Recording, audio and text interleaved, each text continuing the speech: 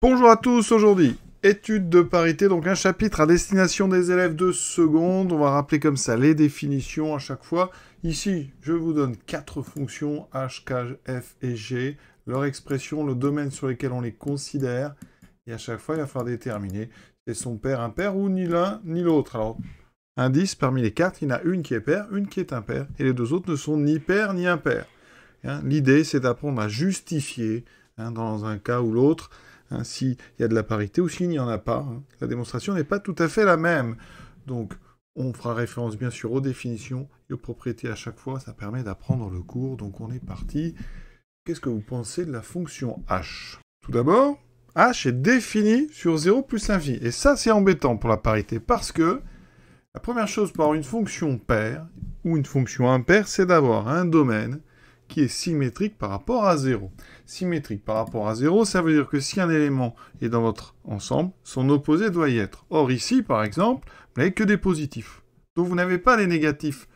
Ça veut dire que vous allez pouvoir calculer par exemple h de 2, mais vous n'aurez pas le droit de calculer h de moins 2.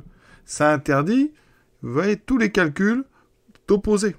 Et donc, conclusion, le domaine n'étant pas symétrique par rapport à 0, votre fonction ne peut pas être paire, elle ne peut pas être non plus impaire sur ce domaine. Et donc ici, quand on représente l'intervalle, enfin l'ensemble 0 plus l'infini, ça donne ceci. Vous savez que 0, on met dans ce sens-là, 0 c'est là, l'ensemble est ici. Vous voyez bien que si on regarde ceci, cet intervalle, enfin cet ensemble n'est pas symétrique par rapport à 0. Donc, la question de la parité ne se pose pas. Donc, comment on rédige ça? Deux façons de faire. Vous pouvez dire h est défini sur 0 plus l'infini qui n'est pas symétrique par rapport à 0. Et dans ce cas-là, on va dire donc h n'est pas paire et n'est pas impair sur cet ensemble justement 0 plus l'infini. D'accord? Donc on a déjà trouvé une des 4 qui n'est ni paire ni impair. Voilà, ça c'est une première façon de faire. On peut aussi dire que comme, donc deuxième version, comme h de par exemple 1 est égal à 0 et que moins 1 n'a pas d'image, eh bien vous n'allez pas pouvoir vérifier la propriété importante des fonctions paires ou des fonctions impaires, c'est qu'il faut être capable de calculer f de moins x, quel que soit x, mais là vous ne pouvez pas calculer f de moins 1, donc ça veut dire que votre fonction ne peut pas être paire et impaire, d'accord? Et que moins 1 n'a pas d'image, eh bien h n'est... Alors, soit vous mettez n'est pas paire et n'est pas impair, soit vous mettez h n'est ni paire, ni impair. Toujours on précise le domaine, ça c'est important, donc sur 0 plus l'infini. Voilà, donc on a déjà une chose de faite.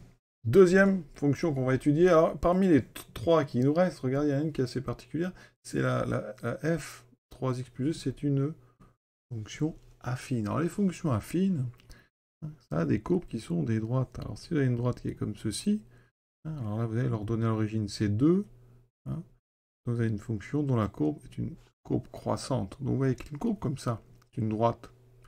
Elle n'est ni symétrique par rapport à l'axe vertical, parce que vous voyez que le symétrique serait ici. Voilà, donc elle n'est pas symétrique par rapport à l'axe vertical. Et elle n'est pas non plus symétrique par rapport à l'origine. Donc ce n'est pas la courbe d'une fonction paire ou impaire sur R. Donc ça, c'est une première façon de justifier. C'est pas la plus simple. Donc on pourrait écrire f est affine avec f de 0 égale à 2. Vous pouvez vérifier tout de suite. Donc sa courbe est une droite oblique passant par A de coordonnées 0, 2. Donc dans un repère orthogonal, bien sûr, elle est non symétrique par rapport à l'axe vertical ou par rapport à l'origine. Plus simplement, on calcule, on prend des exemples. On va calculer par exemple l'image de 1. f de 1 vaut 3 plus 2, donc 5. Et f de moins 1, on calcule, moins 3 plus 2, attention, moins 3 plus 2, ça fait 2, moins 3, ça fait moins 1. Qu'est-ce qu'on remarque? F de 1 est différent de f de moins 1. Donc déjà, la fonction, donc f n'est pas paire, puisque une fonction paire, pour tout x, on devrait avoir f de x égale f de moins x. Donc f n'est pas, il manque un mot, oui. F n'est pas paire sur R, première chose.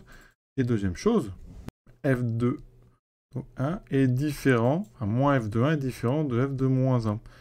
D'accord? Et si on remarque, la propriété, la définition d'une fonction impaire, c'est que pour tout x, on doit avoir f de moins x égale moins f de x. Ça n'est pas vrai pour x égale 1, vous voyez? Donc ça veut dire que la fonction, comme ça n'est pas vrai pour 1, ça n'est pas vrai pour tout x, donc f n'est pas non plus impair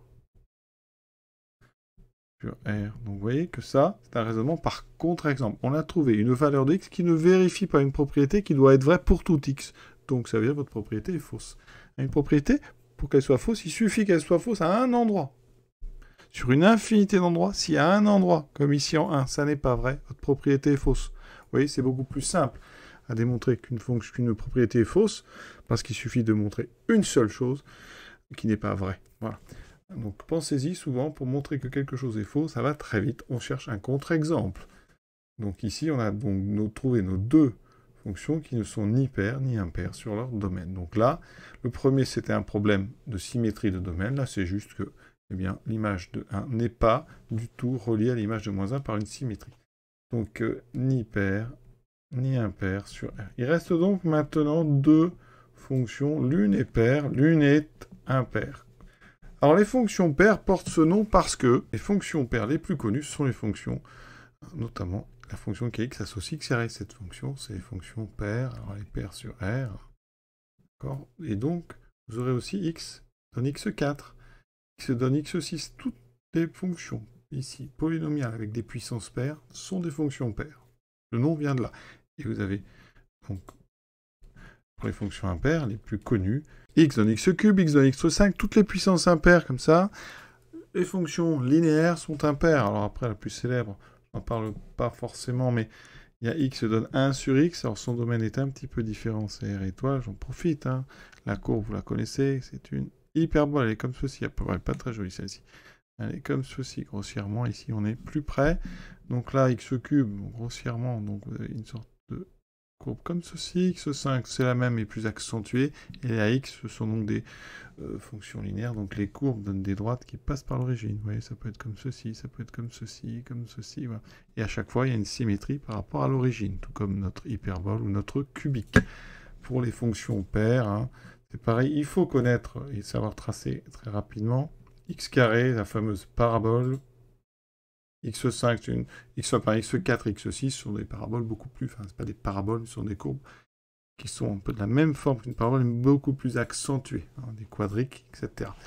Donc, ici, quand on regarde les expressions, on a ici, hein, dans le cas, on a du x carré. On a un moins 1 qui ne pose pas de problème parce que les fonctions constantes, ici, si je prends une constante, c'est une fonction paire parce que la courbe d'une fonction constante, c'est une horizontale. Donc il y a bien une symétrie axiale par rapport à l'axe vertical. Donc on va tenter de montrer que k est une fonction paire.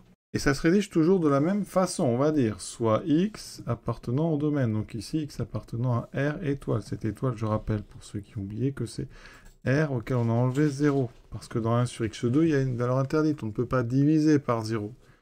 Donc maintenant, une fois qu'on a choisi x dans notre ensemble, on va calculer k de moins x. On peut, puisque R étoile est symétrique. On remplace donc partout où il y a x par moins x. Donc ça me fait ceci, 1 sur moins x au carré. Mais attention, moins x au carré, comme c'est une puissance paire, le moins va disparaître. Ça donne 1 sur x2 moins 1. Et vous voyez qu'on retrouve exactement k de x. Donc qu'est-ce qu'on vient de montrer? Eh bien, que quel que soit x, donc pour tout x appartenant à R étoile, on a montré que k de moins x est égal à k de x. Et ça, c'est exactement la définition de la parité sur R étoile. Donc, k est paire sur R étoile. D'accord? Je peux vous donner sa courbe rapidement. Fonction 1 sur x2 moins 1. Alors, ici, il se passe quelque chose par rapport à moins 1. Donc voilà. Et votre courbe, elle va être comme ceci. Je vous dis à peu près. Vous pouvez vérifier avec votre calculatrice. Voilà. Vous avez une fonction qui est paire, donc une courbe symétrique par rapport à l'axe vertical. Vous voyez, ça fait une sorte comme ça de cheminée. Voilà. Qui monte infiniment. Une belle courbe symétrique. Donc dès que vous avez montré que c'est paire, ben, la propriété qui en découle, c'est que dans un repère orthogonal, eh bien, la courbe est symétrique par rapport à l'axe des ordonnées.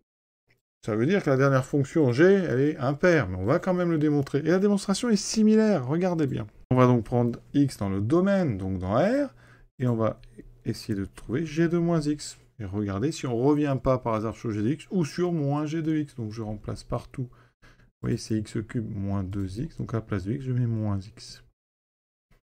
Donc ici, moins x au cube, le moins est conservé. Il va sortir du cube, ça fait moins x au cube. Mais attention, si on devait mettre des parenthèses, maintenant elles sont comme ceci. Le moins est sorti. Là, on a moins. Donc ici, moins, donc ça fait plus 2x.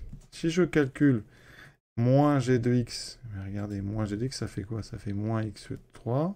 Donc au départ, ça fait moins x3 moins 2x. Si j'enlève les parenthèses, ça fait moins x2 plus 2x. Donc ici, vous voyez, on pourrait factoriser par moins 1. Ça donnerait, donc ici, x cube moins 2x. Oui, j'ai retrouvé. Et donc je retrouve moins g de x.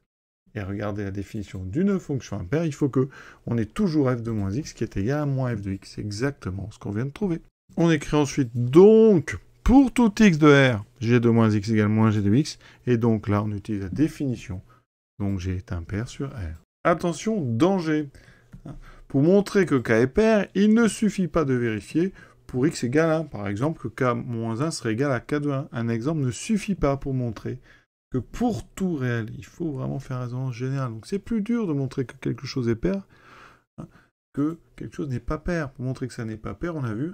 On regarde un endroit, si ça ne marche pas, c'est bon. Pour montrer que c'est pair, il faut rester sur du x général. Vous ne remplacez pas x par une valeur.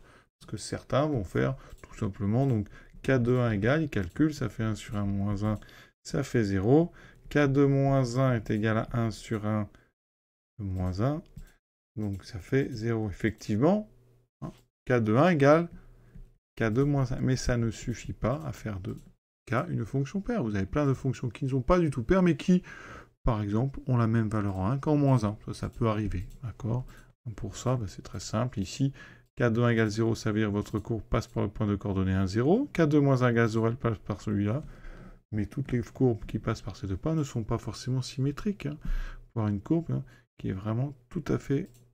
tout sauf symétrique, ouais, par exemple ceci, ça n'est ni la courbe d'une fonction paire, ni impaire. Et pourtant, j'ai bien k de 1 égale k de moins 1 égale 0. Donc attention, un exemple ne suffit pas pour montrer la généralité de cette propriété. Il faut rester sur du x et du moins x sans fixer de valeur. Voilà.